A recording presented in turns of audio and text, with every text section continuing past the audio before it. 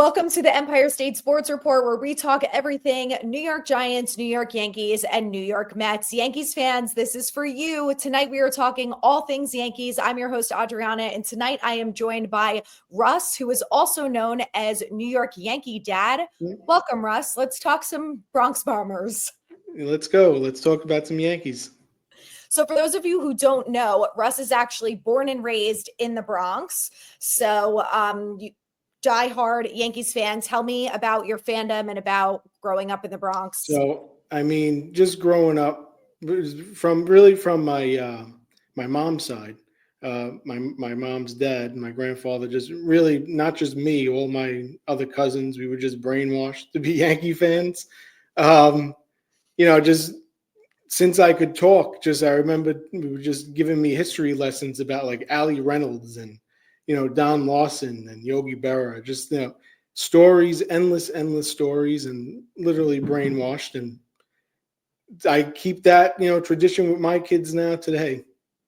I love it. And I think we might have talked about this before too, but one of my favorite things about the New York team specifically, and I know that you can say this for a lot of other teams in different regions of the country, but there's one thing I've really noticed with the Northeast and, New York especially, is that you are a fan of specific teams because of your dad, your uncle, your brother, your grandparents. Like, it's always someone familial. And Russ and I were just talking before we started recording that, where I went to high school in North Jersey, everyone was either a Giants or Yankees fan, or Giants or Jets fans, obviously. Mm-hmm. And the loyalty to the teams is until you die. I mean, I know people who Jets season ticket holders forever.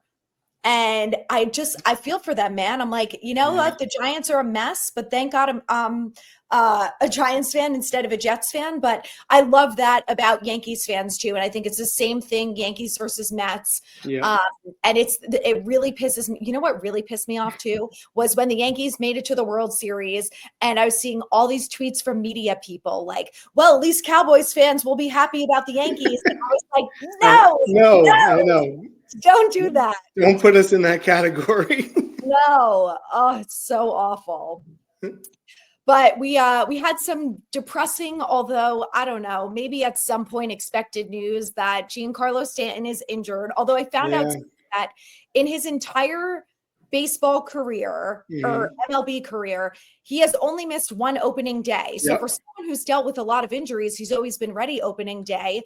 But after hearing about the elbows and that he's been playing through it since the playoffs, like, what do you think about it? Like, how concerned should we really be? Well, he did say, there was an article I was reading from SNY with Andy Martino that said how the pain is really high and he's been playing through it. So if it was so bad, wouldn't it have been maybe fixed or checked throughout the offseason? Yeah. But we really don't know how bad the injury is. But if he's saying the pain it's high, and he's not going to be swinging a bat for 3-4 weeks, I know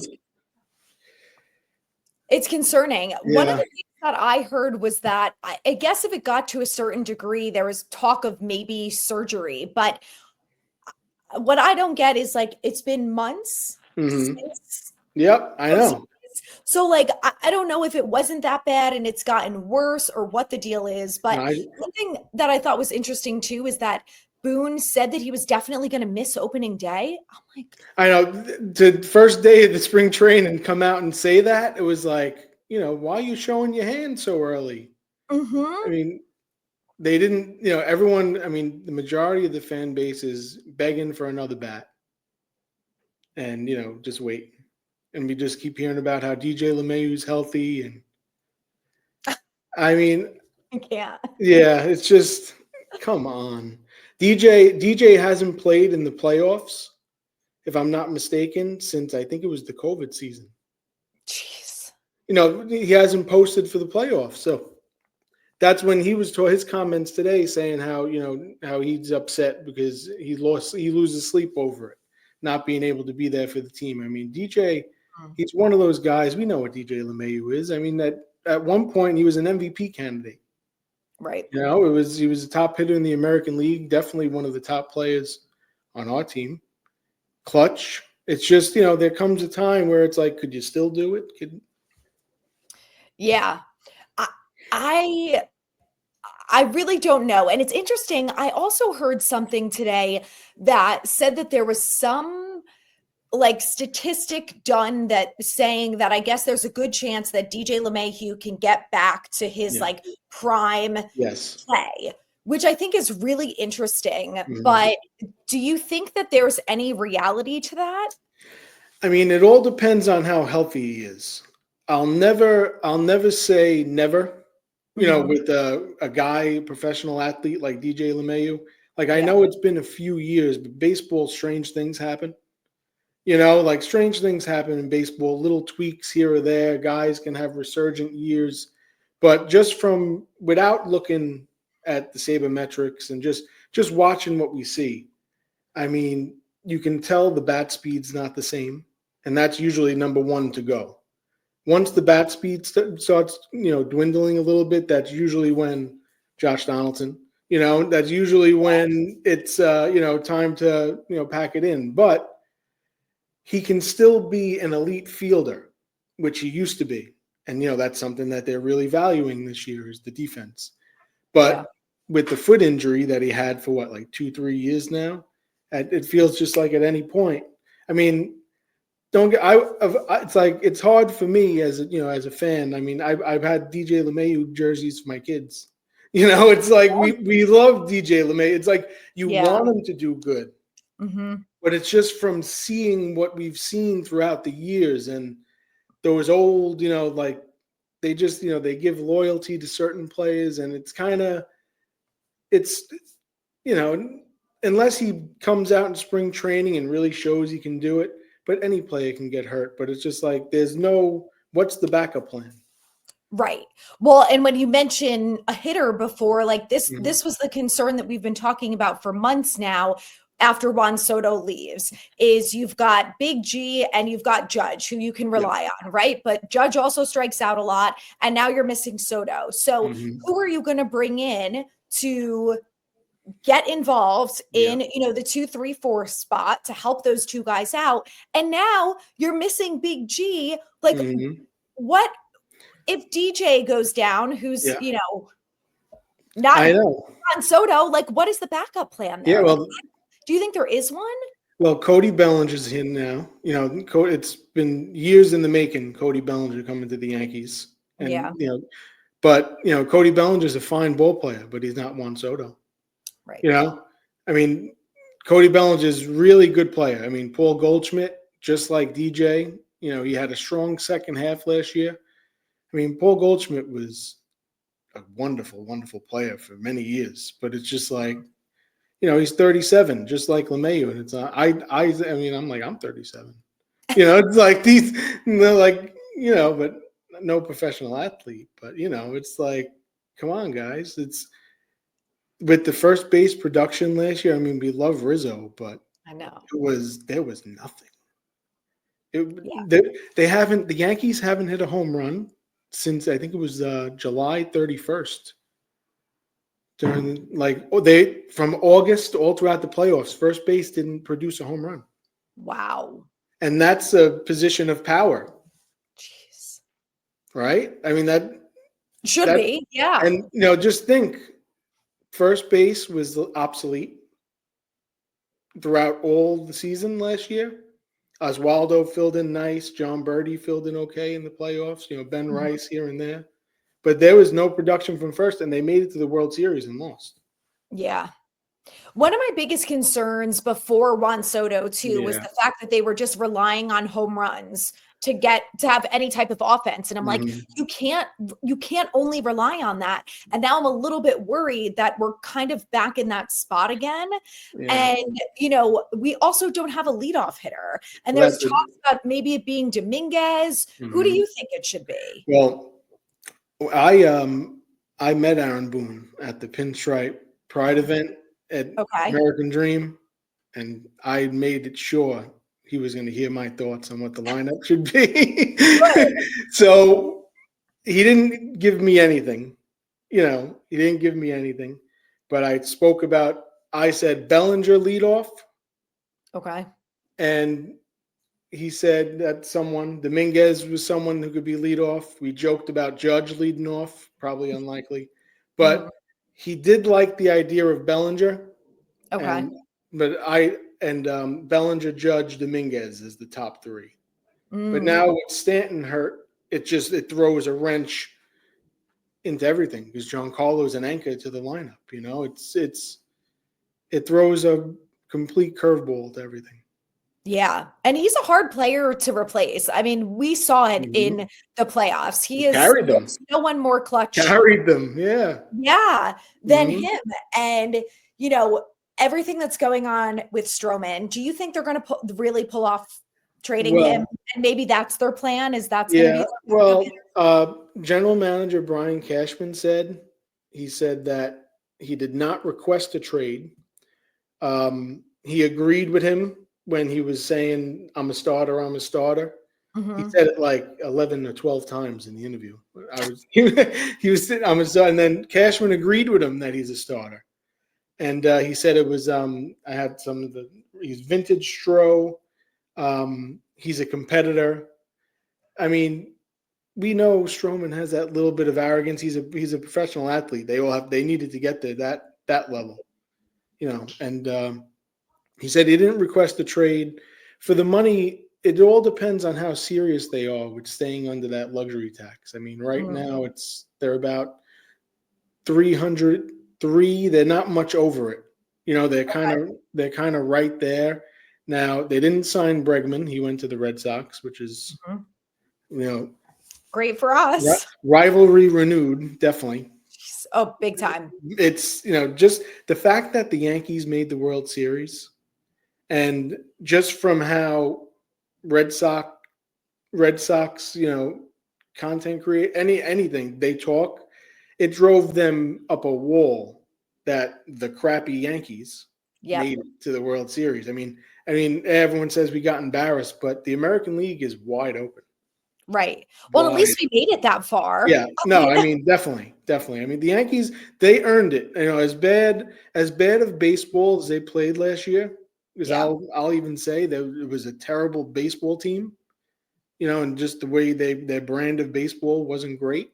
And they just, they got there. I mean, and with Clay Holmes, he blew 13 saves. The Yankees won 94 games last year. 13, not saying he wouldn't have blown 13 saves. Let's say he blew 4 saves, 6 saves. That's even more cushion for the Yankees to have on the division. And, everyone talks about a weak American League and National League built up a little more. Most of the talent, went to the National League. To get to that World Series, I mean, it's a long season. Yep. It definitely doesn't happen in February. That's true. And that's part of me wonders if that's really what they're thinking is they're going to get through spring training. They're going to see how the season starts out. And then at the trade deadline, if they're feeling like, hitters, whatever, if they're going to wait that long to try and make any moves. But I also think that with the Stroman thing, like I think Cashman is also very careful with what he says publicly because he knows that Stroman is the type who will fire back and who will make a scene. So I think he's kind of like worried, like he has to play Mr. Nice Guy. So I will not be surprised if there's a trade soon with Stroman or it doesn't happen for 2 months. I'm sure there's things in the works. There have been things in the works, but it just seems like the vibe of the Yankees, like they kind of try to appease everybody, but it's more of they're for the players. It's not like the old days where it's like you do it our way and like I was having a discussion with one of my buddies. I was like, the Yankees wear white cleats. Oh. At home, when the Yankees never, Brett Gardner got fined when he was a player. He wore white cleats for a players' weekend and he got fined because the Yankees always had to wear black spikes. They're very lax now. I never realized that. Judge. I was laughing because I saw what's his name? Devin comes in day one with a mustache or a beard or something. I know. I got a shave too. This is unacceptable. I'm all for that. I'm all for it. I never want that rule to go away, ever. Oh, you're all for the Oh, no I'm all pitching. for it. Growing up, my grandfather would brainwash us. You have to shave. Yeah. You I know, don't hate no, it. no good. I Yeah, kind of like that it's unique to the Yankees. I'm yeah. like, well, and that's the thing. Like, if you're going to stick with the Yankee way, that is do whatever it takes to win, Mhm. and whatever your other rules are, Yeah. then stick with that and do it all the time. Stop with the loyalty to Josh Donaldson and DJ LeMahieu, who are in Yeah. their late 30s and are starting Mhm. to fall off. Like those are not the guys. Like, you got to get Yeah. over the loyalty thing at some point if you I want to know. win. And their excuse is going to be, oh, well, we made it to the World Series last year. Well, a lot of it too. $5 million is going to Rizzo from the buyout. Uh, Oh, Aaron Hicks is still on the books, 10 million. So that's 15 million in dead luxury. I mean, they've created a salary cap for themselves. Now, they spend in the top 5 of baseball. They earn number 1.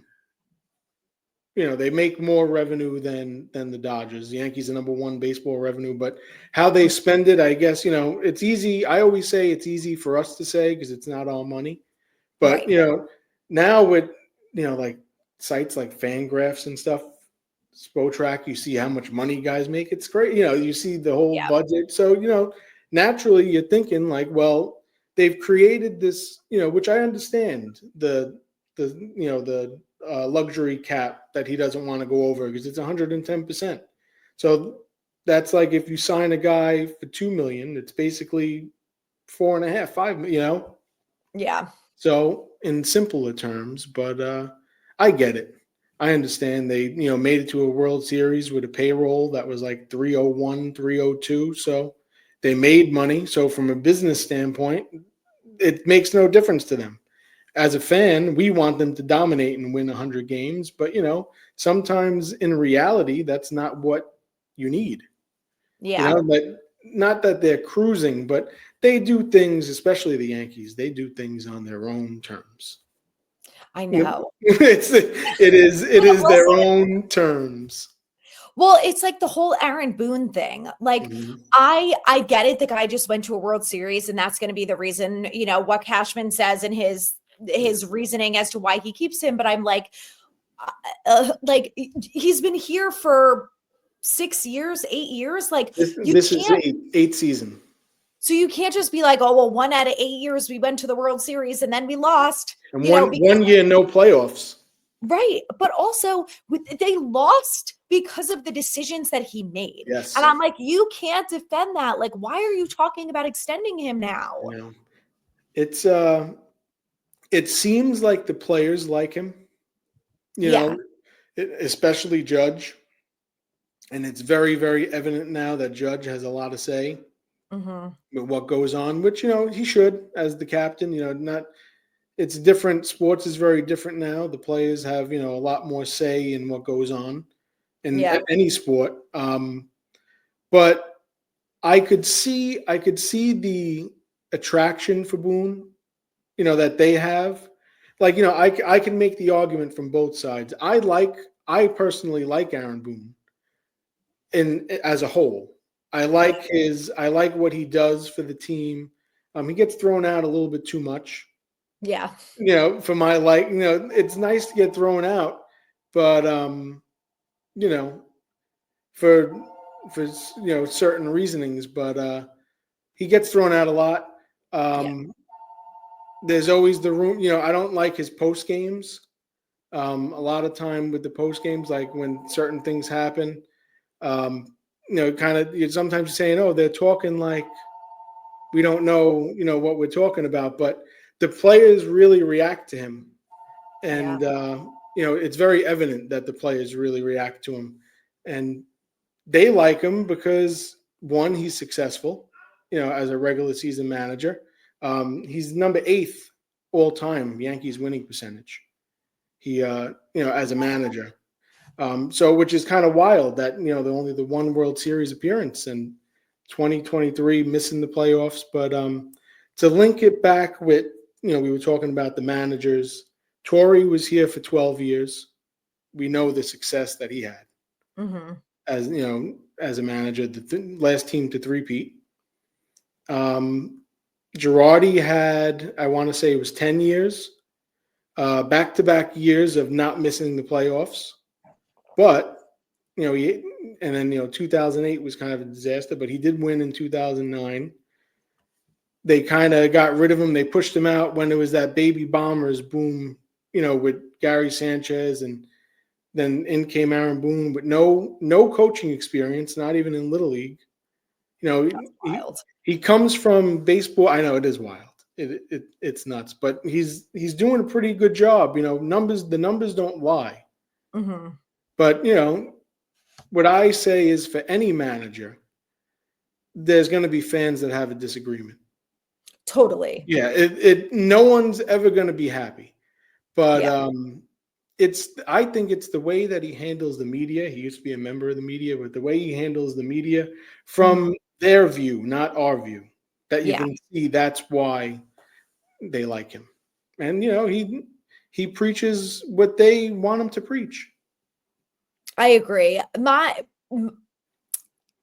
I think he's made some very questionable decisions. Yes. And that's my problem, is that you can attribute his decisions to them losing games. And we could talk about the World Series, but it wasn't just the World Series. It was, a lot of games before that. And my huge problem too is, why are you letting Clay Holmes get to double-digit blown saves? At some point, we talk about this with Giants players. When you have players who are losing confidence and you are the manager, it is your job to do what it takes to instill the confidence and to try to help him get back to that. And repeatedly putting him in a position where he's failing over and over again is not helping the confidence. Not helping the team. It's not helping anyone. It got out of hand. It got out of hand at the point in the season where it was they eventually made the change to Weaver because they had to. Right. But why did it take you to 13 blown saves? The poor guy set a record. I don't, that really infuriated me. A few of those blown saves, one really sticks out to me because Stroman defended him. Oh, he did. It was a 6 Stroman start. I don't remember exactly which one it was, but Stroman was dealing that night, and Holmes blew the save. It was one of the 13, and Stroman was one of the first ones to defend him. This is a team effort. It was, if I had to remember, it was probably in May, June. But I was one of Clay Holmes' number one supporters. And as I even go back, I look at some of my old videos and reaction stuff. It was, you can see that the talent was there. Yeah. It's just all of a sudden it would be he would have 2 strikes, and then it would the at bat would be lost. And a lot of the, I would love to know how much, but a lot of the blown saves had to do with the shoddy defense. Yep. A lot of them had to do with that. Holmes is a ground ball pitcher, sinker ball pitcher. It's not all to blame on that. The Yankees said it was soft contact. There was a lot of soft contact, but guys got to make the plays. But still, he got himself in the situation to blow it. Right. It doesn't just But best of luck to him with the Mets as a starter. He came up as a starter. They really, the Mets with Mendoza, since they had Buck Showalter come there, they do a lot of things that are old school Yankee things. So you can see just the Mets know what they're doing over there. Yeah, Mendoza is doing a really good job. Yeah. Well, that was my thing too. If you knew he was a starter before and he's very obviously struggling, maybe it's just a pressure thing. Maybe it's just him being a closer is just too much. And it was very evident. Why you couldn't move him back to the starter role and just try it. And maybe it would have helped everyone. He was great in middle relief, even in the playoffs. He came in middle relief. He was great. It was just good until the end. Yeah. Something about closing. He couldn't do it. I say after 6, 7, 8 blown saves, you start reevaluating. You let it get to double digits, and it kept going. Right. They're lucky it really didn't get out of hand. Like they're lucky the Orioles fell flat on their face.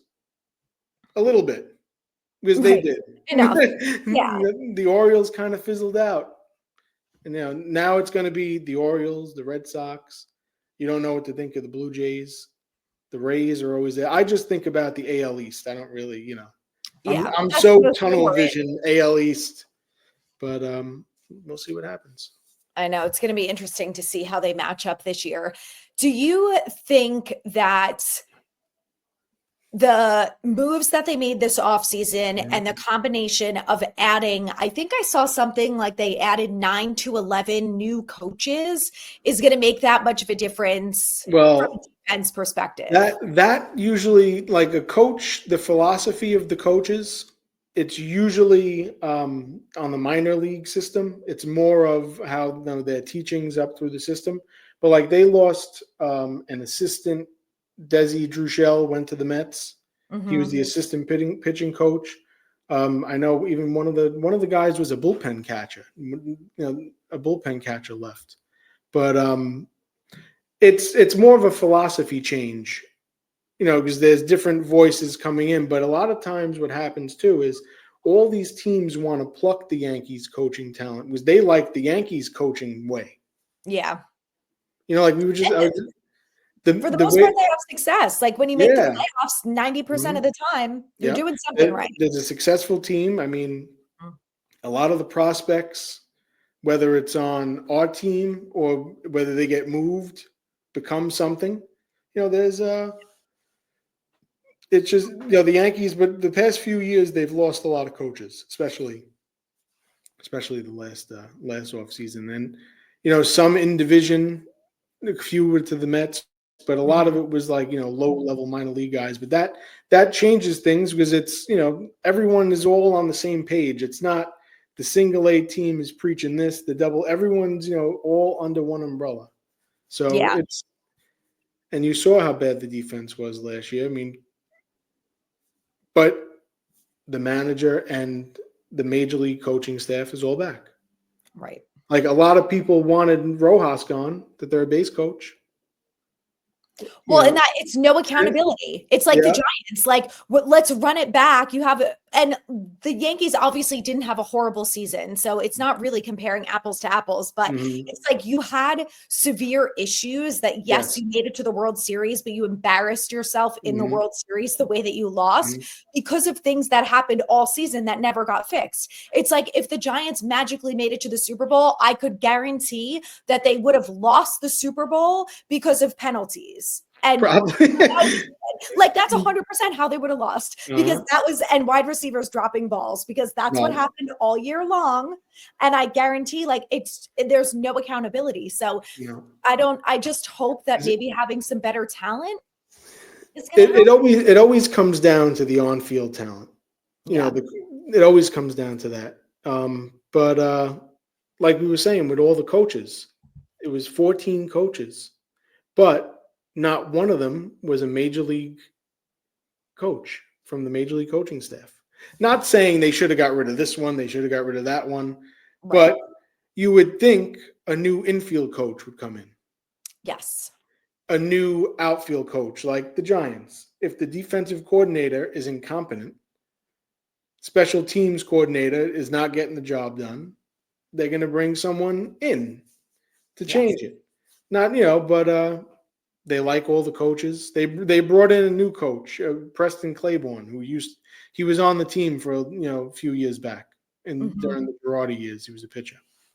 He's now the assistant pitching coach. So we'll see how he does with Matt Blake. Speaking of the pitchers, I'm sure you saw all of the former players and Messina, Clemens, God, are all going to be at spring training. I am so mad I'm not going to be at spring training this year. But I'm dying to hear. I'm dying to see how this all goes, but it's funny because when you mentioned Ben Rice before, he's been playing catcher a little bit at spring training. And I would love to be a fly on the wall and see if Posada does anything to help. Like, is there any chance that he really ends up being the backup? And Jorge is really outspoken. Like I've heard Jorge before on podcasts, and he said like I can't get involved because the way I teach isn't, But It's a Jorge, Yankee way.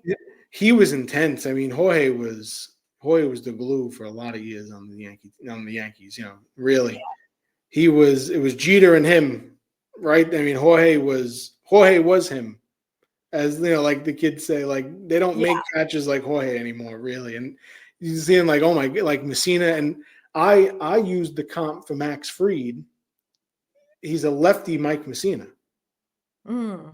If you watch Max Fried, and just from what I see, to me, it's a mirror image of Mike Messina. And to that in a good way, and he fields his position great. Another, he's a Gold Glove winning pitcher. Bring him in, bringing in guys who are good fielders. Goldschmidt's a great fielder. Bellinger's a great fielder. Mm-hmm. It's that the narrative of the guys coming in, it's great fielder, fast, good base runner, former MVP. It's like they brought in guys, but then, there's the patches of, there's third base. What's Dominguez going to be? Dominguez, right. It not that I'm nervous about Dominguez. It's just, I'm going to be honest. It's the what if of a Yankee prospect, because you know what? They never really call the prospects up. Right. You don't know until you see them consistently. They never really call the prospects up. So now it's like, okay, the prospect is getting called up, but they're saying he has to earn it. Right. Yeah, they changed his number to 24, which is a premier prime Yankee number. But then it's like, I mean, I understand they say he has to earn it. Now, if he can't catch a fly ball like the ones he botched, in the last season, like the one in Seattle and all that, but yeah, they said he's doing a crash course with Rojas, the outfielders coach, for the past 10 days before spring. I mean, he's a big leaguer. He's not a normal prospect. Like we've been hearing about this guy since he was 16. Forever. It's like, let's just see him now. Right. Like, just put him out there, put him in a position to succeed. Yeah, don't change positions. And I wouldn't bat him leadoff because it's like, all right, here you go. Like, what? Right.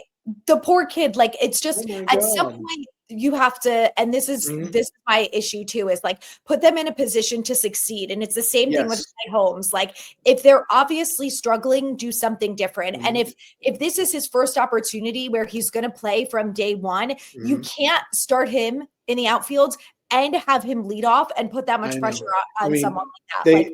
They definitely can. It's not a good idea though. Right. Yeah. Yes. It's a bad idea. Yeah. I think it's a bad idea. One thing at a time. Knowing that spring training starts this weekend, what are your expectations? What are you looking for? Well, one, I always look for guys to stay healthy. You want to just make sure there's always people who are gonna go down, but for just guys to stay healthy. I'm looking for, we're probably not even gonna learn it, but who's batting leadoff? Yeah. Who's playing third? It's probably, if he's healthy, it's gonna be DJ. Yeah. From everything we're hearing.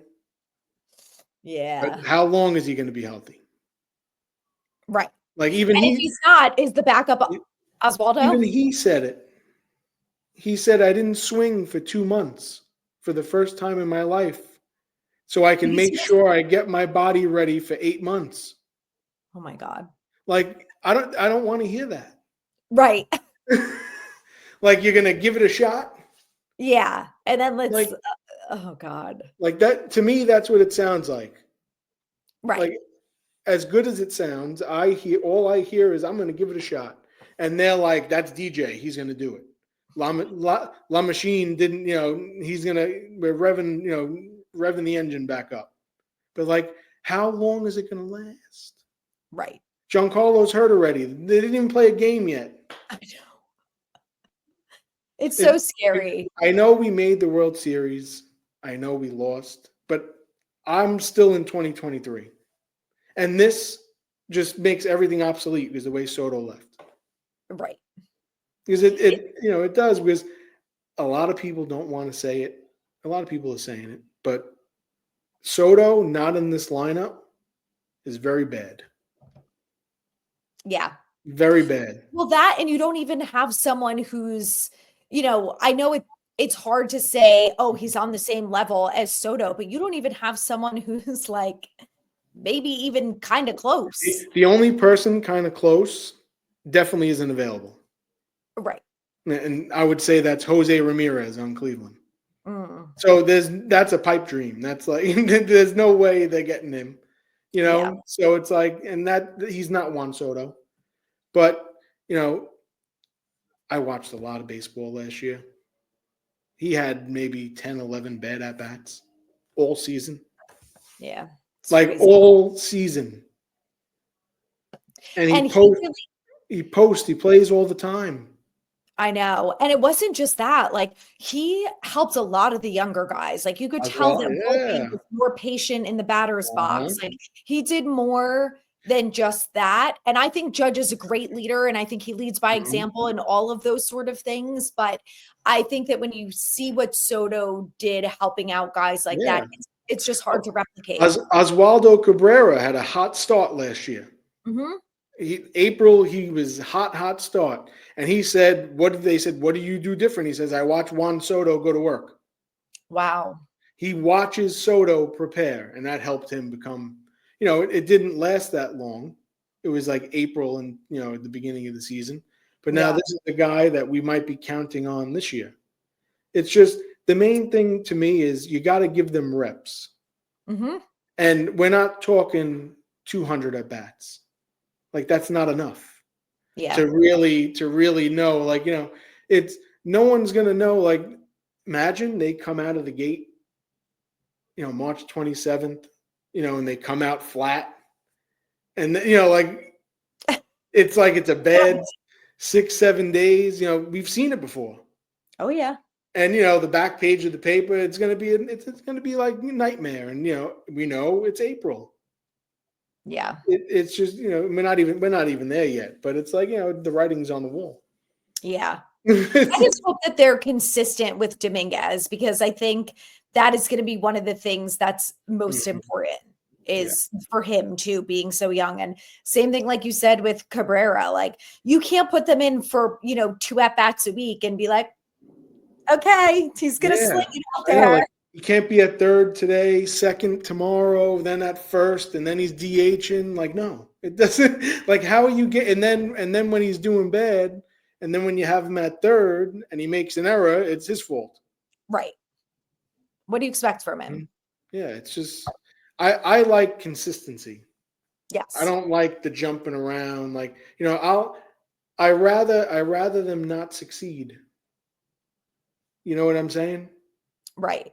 Well, it's also like, that's the point of spring training. Like, that's the point of the off season, is like, this is the time where you play around and you move players. Like, if you're going to move Jazz to third, whatever they're going to do, like, do it now. This is the point of spring training. And they can't be going back and forth. Like, you can't do that in June. No. I mean, maybe Jazz has the ability to do that, but it's, it's something, it's not sustainable. Right. Like, you look at a team like the Dodgers, and it's just, everyone, it's just a machine. The lineup is just like, all right, Shohei didn't get you, Freddie will. Right. It's like, and there's no, down to Teoscar and down to guys like Kike. Like, they have guys who, that's where I come in, like the depth. Who's going to be, who's the what if? Who's the what if? That's my big question. Well, we'll find out soon enough with spring training starting this weekend.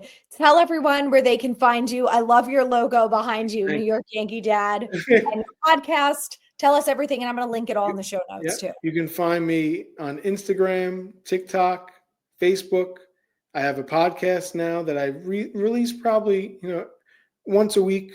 Once every other week. Right now, it's very beginning stages of the podcast. So I do that. Apple Podcast, video on YouTube and Spotify. Awesome. All right, let's end it with this. What is your prediction for their win-loss record? I'm going to say a 96-win ball club. Okay.